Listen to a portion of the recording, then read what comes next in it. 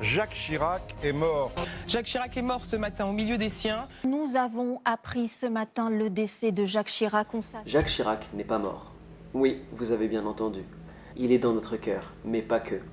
Jacques Chirac est vivant. Tout d'abord, ce qui a commencé par me mettre la puce à l'oreille, c'est le fait que Jacques Chirac est soi-disant mort le 26 septembre 2019. C'était le jour, comme par hasard, où Emmanuel Macron avait rendez-vous à Rodez pour le début d'un grand débat national sur la réforme des retraites.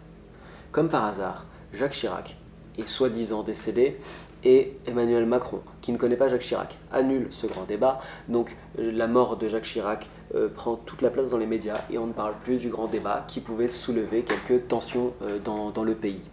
Je suis allé me renseigner un peu plus sur Emmanuel Macron.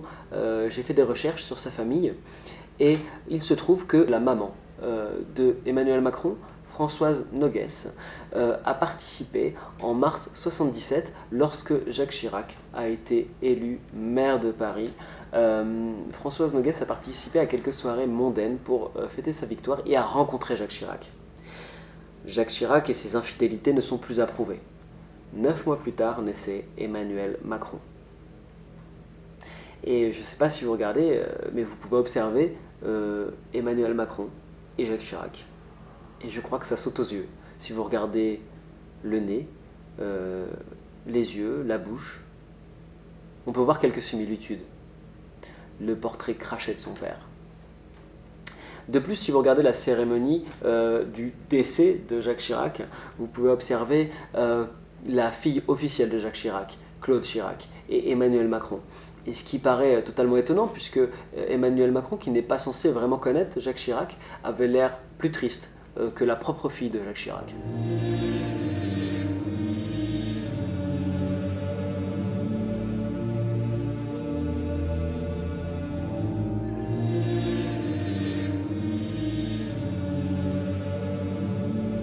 Grâce à toutes ces informations, nous pouvons affirmer que Emmanuel Macron est le fils caché de Jacques Chirac.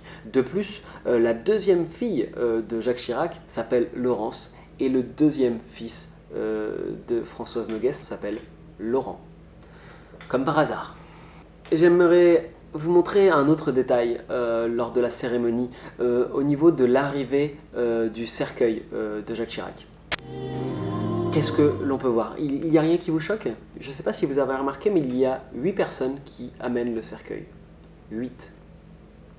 Pourquoi? Je veux dire, un cercueil, ça pèse 100 kg.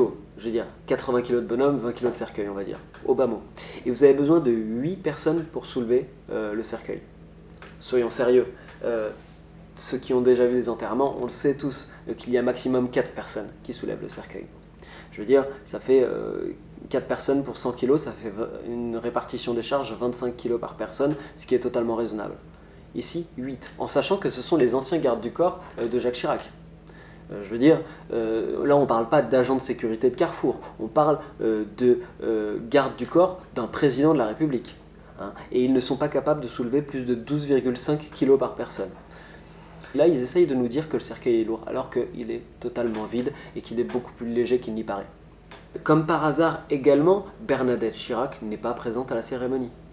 Voilà, si vous voulez mon avis, Jacques Chirac et Bernadette Chirac sont déjà partis bien loin, puisqu'ils doivent être certainement avec Michael Jackson.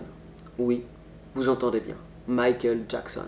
Il faut le savoir, que la famille Chirac était très proche de Michael Jackson. Et oui, comme le prouve cette photo. Il faut savoir que Jacques Chirac a eu un dernier entretien avec Michael Jackson en public en 2007, soit 2 ans avant la soi-disant mort de Michael Jackson.